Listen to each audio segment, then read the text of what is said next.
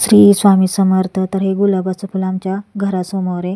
तरी कसं छान उमललेलं ते तुम्हाला दाखवत होते. आणि ही 5-5:30ची वेळ आहे संध्याकाळची. तर असं चाललेलं होतं आमचा विचार की काय करायचा संध्याकाळचा स्वयंपाक, कारण दुपारी आमची नणंद आणि आमचे भाव आलेले होते. आणि तर त्यांना विचारलेलं तुम्ही म्हणजे खाणार आहे का काय असं मटण चिकन. ते बोलले की नाही खाणार आम्ही, रविवार असतं त्यांचं. तर आम्ही काही बनवलं नव्हतं, पण मग ठरवलं की संध्याकाळी आपण बनवूया. आणि संध्याकाळची वेळ आहे तर हे आहेत ना हातपाय तोंड धुवत होते. आणि तुम्हाला असं दाखवायचं होतं की संध्याकाळचं टायमिंग कसं असतं गावाकडचं. तर अशी गाय आणि आमचे ना कोंबड्यांचा लय कालवा असतो संध्याकाळच्या टायमिंगला, कारण त्या सगळ्या कोंबड्या घरी येतात ना. घरी येतात म्हणजे त्यांच्या ते बसण्यासाठी येतात त्यांच्या घरात. तर येत होत्या तेवढ्यात मी असं दाखवत होते आमच्या पाठीमागचं. तर 2 कोंबड्या होते तर ते भांडत होते 2 कोंबडे. त्यांचं काहीतरी खाण्यावरनं चाललेलं होतं तेव्हा ते भांडत होते. तर मला लई छान वाटतं असं बघायला कोंबड्यांचं यांचं.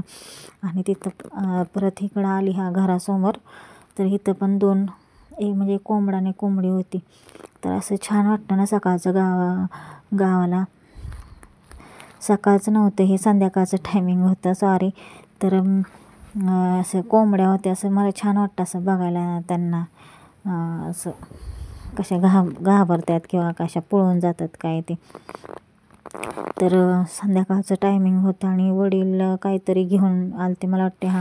तर आम्हाला बिर्याणी करायची होती, तर त्याचं सामान बहुतेक घेऊन आलेले होते, कारण मी त्यांना चिठ्ठी दिलेली होती. आणि तर वडिलांनी कोथिंबीर घेऊन आलते.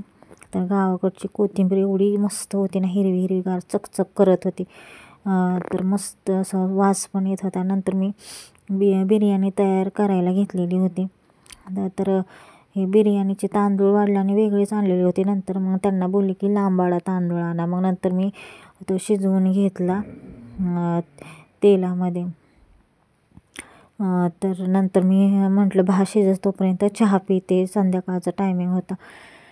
तर चहा गावाला कसं आहे रानातनं आले की लगेच चहा पाहिजे असतं, पण आमची आई काही रानात नव्हती गेली.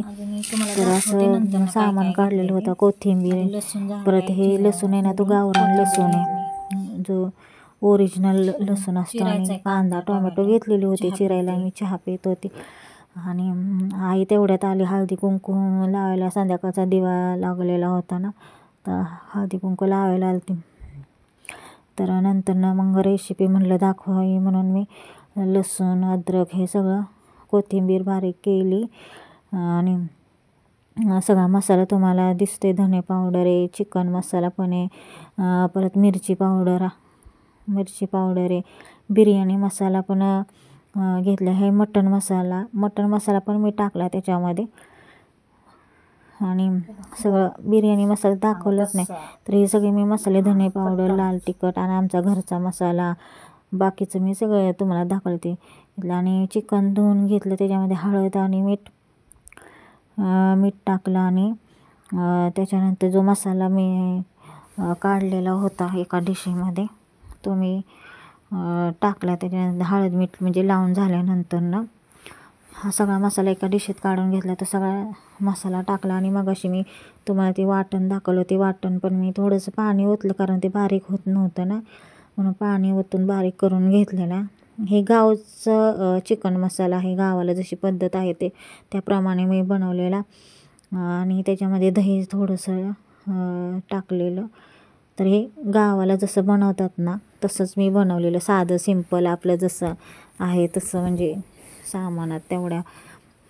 तर हे सगळं मी मिश्रण एकजीव केलं सगळा आणि अर्ध्या तासासाठी ठेवलं.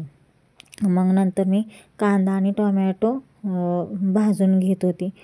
आणि कांदा आणि टोमॅटो म्हणजे भाजेपर्यंत आईचं चाललेलं होतं आमच्या काहीतरी, म्हणजे मी दाखवते. जे उंदीर होता एक छोटंसं पिल्लू, तर त्याच्यासाठी ते औषध, कारण ते ना फ्रीजच्या तिथं जाऊन एकदम खडखड रात्रीचा करतो म्हणा. ते आई औषध काहीतरी करत होती ती कणिक नाही का घेऊन त्याच्यामध्ये औषध भरून त्याचा गोळा तयार करायचा. म्हणजे तो खातो आणि बाहेर जाऊन मरतो, म्हणजे असं काहीतरी आहे. तर ते तुम्हाला दाखवत होते कसं म्हणजे आई भरते काय, कारण ही जुन्या लोकांची पद्धत आहे ही अशी करायची. आता नवीन कोण करत नाही. आता नवीन पद्धती निघाल्यात काय वेगवेगळं लिक्विडसारखं पण औषध आहे किंवा काय. हे एकदम जुनी पद्धत आहे. ही कणिक नाही का छोटीशी अशी थोडीशी मळून त्याचं असे चपात्यासारखं छोटंसं हे करून त्याच्यामध्ये ते पावडर ओततात. म्हणजे ते उंदरासाठी, कारण उंदीर आहे ना एवढा त्रास देतो ना, सगळं फाडून टाकतो, गोधड्या वगैरे सगळं खराब करून टाकतो. काय महत्त्वाचं काय असेल ते सगळं खराब करत. एकच उंदीर आहे घरात. पहिले तर आम्ही लहान होतो तेव्हा तर लय उंदीर असे फिरायचे घरातनं वरती असे लाकडावर ह्याच्यावर लय घाबरायचो आम्ही. तेव्हा असे लहानपणी आम्ही असं बघितलेलं असं बनवलेलं. त्याच्यानंतर मी कांदा आणि टोमॅटो भाजून घेतल्यानंतर चिकनला जे मॅरिनेट केलेलं होतं ते टाकलं मी आणि हलवून घेतलं चांगलं. मग त्याच्यानंतर गावाला जसं साधं सिंपल आहे तसंच आपलं मी बनवलेलं. तसं ती गावाला खरं तर छान लागतं. चुलीवरचं आहे पण कसं थंडी नाही, इतकी थंडी जास्त गावाला बाहेरच जाऊशी वाटत नाही एकदा दरवाजा बंद केल्यामुळे. नाही तर मी चुलीवरचं दाखवणार होते तुम्हाला. नंतर शेवट असे थर लावून आधी मी थोडंसं तेल लावलेलं होतं आणि त्याच्यावर ते शिजवलेला भात टाकला आणि नंतर परत मग चिकन टाकलं मी. असे थर देत होते मी आणि थर देऊन कोथिंबीर परत तळलेला कांदा असं टाकत होते. गावाला काय एवढं करत नाही पण मला माहीत होतं हे असं असं आपण करतो. म्हणजे आता मुंबईला मी अशीच करते पण मी आपल्या आईला दाखवण्यासाठी मी असं करत होती, कारण आईला माहिती नाही काय काय. आई तर म्हणली बापरे किती काय काय करायला लागते, हे तळा कांदा तळा. ती म्हणते डायरेक्ट आपण मसाले भात करतो तसंच करणार मी नाही असले वरपडे बसत करत. कारण गावाला कसं रानात जातात काम करतात त्याच्यामुळे त्यांना काही जमत नाही. एवढं कंटाळा येतो घरी आल्यावर रानातून, त्याच्यामुळे ती लोक काय करत नाहीत तसली. एवढं भाकरी कालवण करायचं, सकाळचं उठायचं लवकर ते भाकरी कालवण करायचं आणि राहणार द्यायचं असं त्यांचं रुटीन चाललेलं असतं. संध्याकाळचं आल्यावर त्यांना कंटाळा येतो ना. तर मी आईला बोलली असं असं करायचं, तर आमचं चाललेलं होतं दोघींचं.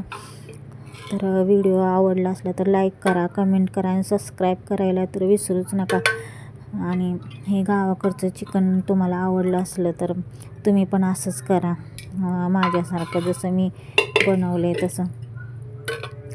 कारण गावाला आहे ना खरंच छान चव लागते.